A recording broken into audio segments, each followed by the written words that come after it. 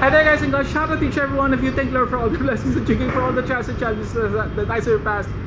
Guys and girls, thank you very much each every one of you. And I would like to thank my silent subscribers that I've spoke with few hours ago. And they are the Balyeras and Infante family.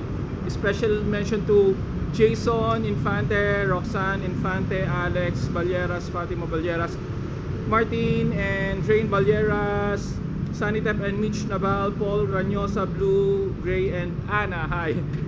And of course Raymond Monroy, thank you so much.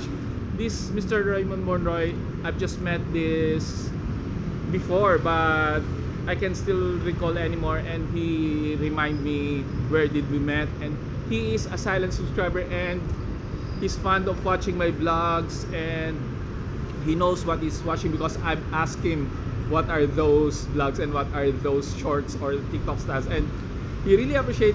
He's very happy and appreciative of my masterpieces. Thank you so much, Sir Raymond Monroy. And this Infante family are also my kababayan in San Roque, Legazpi City. They are the relatives of Alan Infante, my childhood friend, and they also watch my vlogs.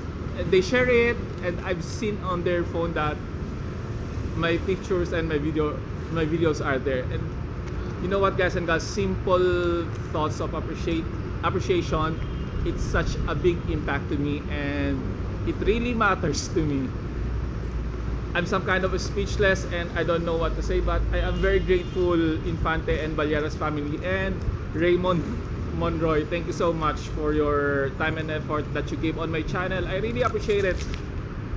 I couldn't say much more, but a lot of thank you.